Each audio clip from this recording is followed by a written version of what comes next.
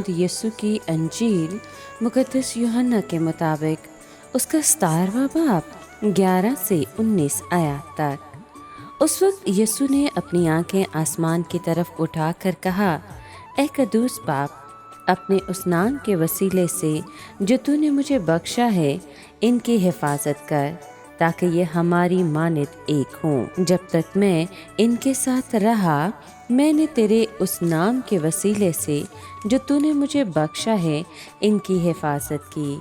मैंने इनकी निगहबानी की और फर्जंदे हलाकत के सिवा इनमें से एक भी हलाक नहीं हुआ, ताकि नविश्ता पूरा हो। और अब मैं तेरे पास आता हूँ और मैं दुनिया में होकर ये बातें कहता हूँ, ताकि मेरी खुशी इन्हीं में कामिल हो जाए। मैंने तेरा कलाम इन्हें दे दिया है और दुनिया ने इनसे कीना रखा है, इसलिए कि जैसे मैं दुनिया का नहीं हूँ, वो भी दुनिया के नहीं।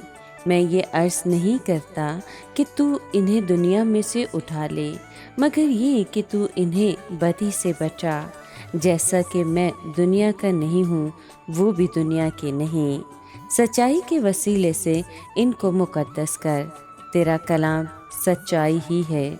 जिस तरह तूने मुझे दुनिया में भेजा है, मैंने भी इन्हें दुनिया में भेजा है, और इनकी खातिर मैं अपने आप को मुकद्दस करता हूँ, ताकि वो भी सच्चाई के वसीले से मुकद्दस किए जाएं। पाकलाम के पढ़े और सुने जाने पर खुदावंद की बरकत हो। खुदा का शुक्र हो। अजीज दोस्तों, खुदावंद दोबारा अपनी आसमान को वापसी पर नज़र करता है। यीशु ने दुआ मांगी ताकि वो हमारी तरह एक हों। ये मसीही किरदार में एक होने की तरफ इशारा है। जिस तरह बाप और बेटा अखलाकी मुशाहबत में एक हैं, इसी तरह ईमानदारों को भी उसमें एक होना चाहिए कि वो खुदावंद यीशु की मानित हों। जब तक यीशु अपने शागिर्दों के साथ रहा, उसने बाप के नाम से उनकी हिफाजत की, यानी उसकी कुदरत और इख्तियार से उनकी हिफाजत करता रहा और उनको बाप का वफादार रखा। यीशु ने कहा, हलाकत के फर्जंद के सिवा उनमें से कोई हलाक ना हुआ।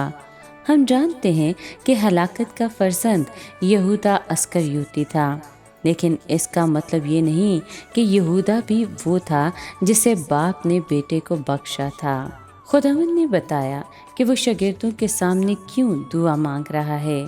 गोया वो उनसे कह रहा था कि ये वो शिफायत है जो मैं आसमान में खुदा के सामने पेश करने से कभी नहीं रुकूंगा, लेकिन अब ये शिफायत दुनिया में और तुम्हारे सुनते हुए इसलिए कर रहा हूँ कि तुम ज़्यादा सफाई से जान लो कि मैं वहाँ तुम्हारी बेहतरी के फ़रोग़ के लिए कैसे मसरूफ़ रहूँगा, ताकि तुम मेरी खुशी में ज़्यादा से ज़्यादा शरीक हो जाओ। मसीह यीशु ने खुदा का कलाम शागिर्दों को पहुंचा दिया और उन्होंने इसे कबूल कर लिया। नतीजा ये हुआ कि दुनिया उनके खिलाफ हो गई और उनसे अदावत रखने लगी। उनमें खुदावंद यीशु की खसूसियात थीं, इसलिए दुनिया उनको हकीर जानती थी। वो दुनिया के निज़ाम में मौजू नहीं बैठते थे। खुदावंद ने ये दरख्वास्त नहीं की कि बाप ईमानदारों को फ़िलफूर आसमानी वतन में वापस बुला लें। उनको इस दुनिया में रहकर फजल में बढ़ना और मसीह की गवाही देना ज़रूर था, बल्कि मसीह ने ये दुआ मांगी कि बाप उस शरीर से उनकी हिफाजत करे। फरार नहीं बल्कि तहफ़्फ़ुज़ की दुआ मांगी।